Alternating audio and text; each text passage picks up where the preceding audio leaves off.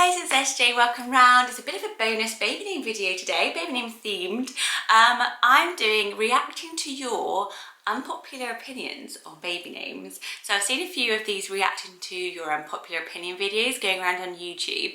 And I wondered, do you reckon people have like unpopular opinions about baby names? Because if you're brand new to my channel, I do baby name lists every single Monday here on YouTube, and they're normally just really positive, they're just for inspiration.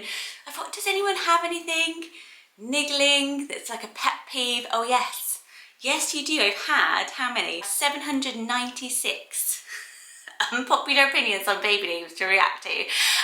So yeah, it is funny. I've scrolled through, haven't read them yet. I'm just going to be reacting to them, giving you my honest opinion. So yeah, hopefully there is some fun here. Do not get offended if your name, your kids' names are on this list, because I've already scrolled through and a lot of these directly insult me.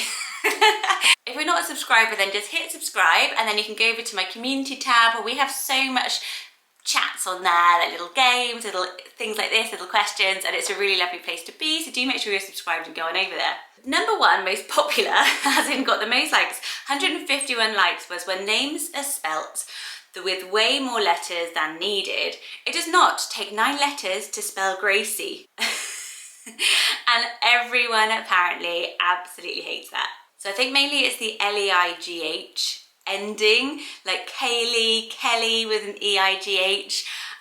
People just hate it, and I can see why. I think in general people's bugbear is messing around with name spellings to make them more unique than they need to be.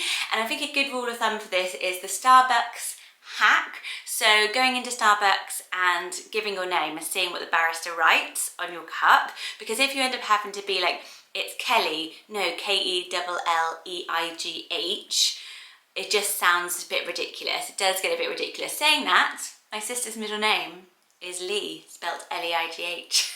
And I'm Sarah Jane, Jane with a Y. And it is frustrating because when I was younger, you know, you go through that stage when you were like a teenager and you just don't want to have to say extra things about yourself or anything, and I'd always have to say Sarah Jane, Jane with a Y, and then people always said, are you Sarah or Sarah Jane? And I just thought, I've just said my name's Sarah Jane. People always ask you, then I'd end up having to say the J with a Y, and I used to get really like self-conscious about it. So actually SJ, which became sort of more of a nickname when I started my job, was a bit of a relief, and people do just generally seem to say SJ. They don't seem to find it too weird. I don't know, initial names. Maxine says, when people announce the name before the baby is born and call it by its name the whole pregnancy, what if you change your mind? But each to their own, I guess. And I do find this funny as well. I guess I'm always a bit, not pessimist, but until your baby's born, I do think that it's difficult when you're sort of like talking about them as if they're already there. Because I always think, like, imagine if like they've got the gender wrong in the scan or something like that. Somebody said it's terrible, but I'm also less excited when the baby's born then. Yeah, I know it's a girl and her name's Sally. What's the news?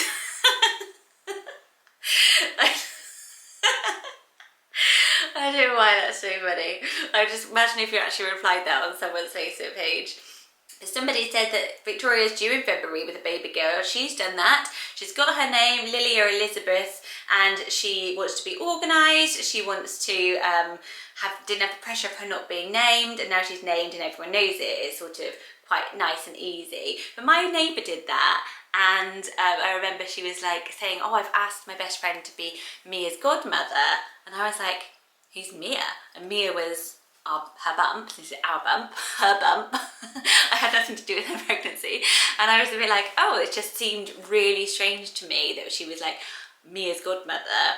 And I don't know why it seemed strange to me, because I was just still choosing things. Like I always talked, I just felt like until I saw the baby, I didn't want to tempt fate.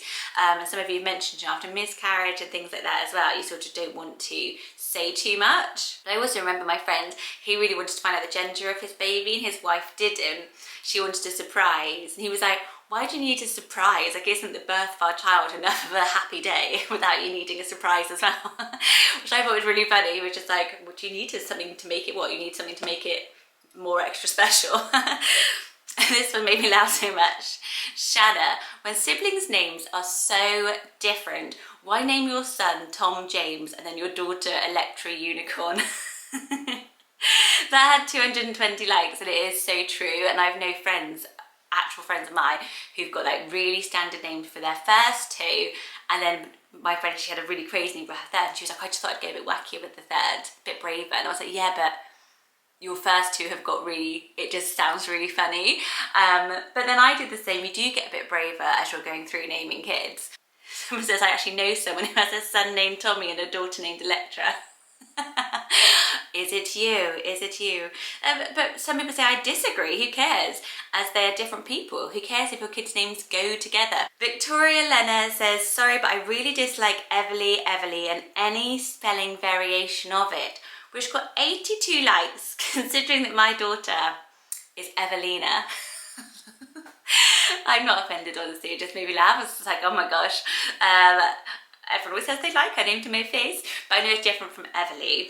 Everly has become really well used. Somebody's put it's trendy and overdone, it's trying to be unique, but really it's just Beverly.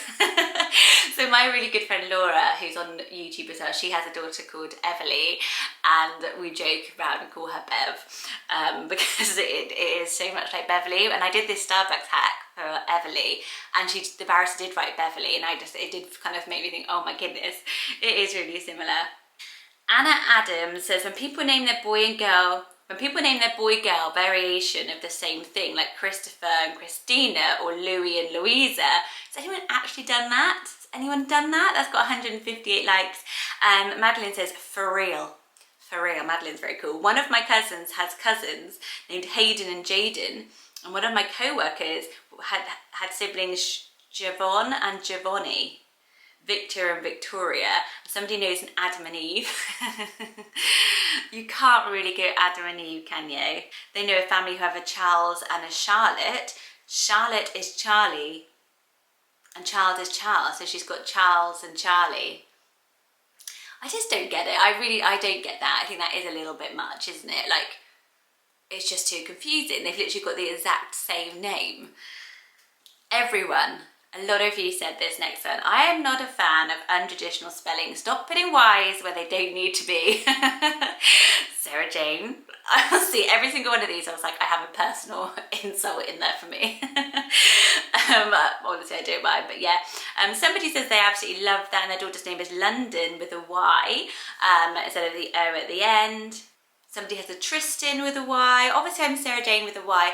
My mum thought, I mean, I think it does look prettier on paper. The Y is a pretty look, and it probably just doesn't change. You know, you can use it for an I or an O, so it just looks prettier. May and Ray, overused middle names sound like fillers, says RM. 52 likes on that, and I kind of agree with that. A lot of you talked about overused middle names like Rose, May, Lily. Just think of something else, or just leave it out if you can't think of anything. Grace, somebody's saying, a lot of the opinions when I read them through is basically, if you can only think of the name Rose in the middle, then just don't do it because it's unoriginal.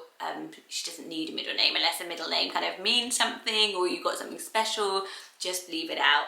Larissa says, I don't like it when parents name all their kids destination names. One might be cute, but you can't have siblings called Paris and London, Dakota and Montana, for example. And a few people said this sort of matching siblings theme, when it's really obvious, is annoying. But yeah, I do think as well. So like, I knew somebody who had a Scarlet and a Jade. I remember my friend saying, why didn't you just call them red and green? I was just like, oh yeah, because when you have that sort of a theme going on. Jamie says, people naming their kids these big names they'll never use just to give them an unrelated nickname at birth. Oh, his name's Roosevelt, but we're going to call him Merritt.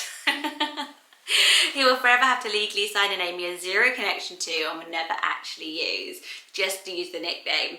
I do agree with that. Lots of people agree with that, because we have Freddie and he's Frederick, and he gets self-conscious when he has to write Frederick, because we've always called him Freddie. So I do agree with that. If I had my time again, I would say if we're just going to use constantly Freddie, like we always introduced him as Freddie, even from when he was a baby, why have we given him Frederick? So the reason we did it really was that this nickname Freddie isn't a name in use in Sweden as much. So I think the nickname for Frederick is Fredde. Some Swedish people probably correct me. And I also thought that Frederick, you know, what we said earlier, he could use it when he was a bit older and play around with his name a bit, so he could go by Frederick when he's older, or Fred when he's like a teenager, wants to be quite cool. But I do see what you mean, because I know that he doesn't like that. He doesn't like the fact that everyone calls that his name is Freddie, and then his friends will be like, I know your real name, you know what kids are like. So Lucy and Stacey both basically say, I'm sure more of you said as well, when parents call the child after the dad, so there are two people in the same name in the house. Confusing when receiving post. Somebody said, yeah, even the same initial. So she's like, my boyfriend Christopher, his dad is Colin, so whenever we get post, it's just a C and the surname. I never thought about that. I genuinely never thought about the post. Because Freddie and Finn, I find it quite useful with the initial, because say I'm labelling the coat, I just put F and then the surname, and then I can carry on passing that down. And now I can just add an extra dash and it will be E for Evelina. I am saving myself that money on labels. Don't underestimate it. So yeah, somebody saying her friend did that. They had Joseph and then called a baby Joseph and then called him Little J since he was born. My friend has the funniest story with this. She won't mind me telling. So her little boy is called Ronnie and her husband's called Ronnie. So she's literally got the two Ronnies. But it is really important in their family, because the granddad was also called Ronnie, who's passed away. So it was kind of like a tradition, but now she's got so then they called him, what did they say, then her little boy became RJ, like Ronnie James, RJ, absolutely fine, but now she ends up saying Big Ronnie for Ronnie, her husband. So it's just funny. So she like texted me the other day and she was like, Big Ronnie's gone to bed feeling sick. But I would just say Big Ronnie. It just sounds so funny, doesn't it? It does sound funny. Travis is a funny one, which I think a lot of you will agree with, which is when people feel the need to call their infant baby whatever. Like, this is baby Bo. I can see it's a baby, just call them by their name. I'm laughing because I do that all the time. I can see it's a baby.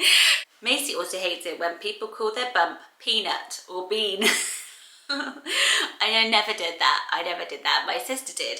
My sister had something else. I was gonna or call it Bump.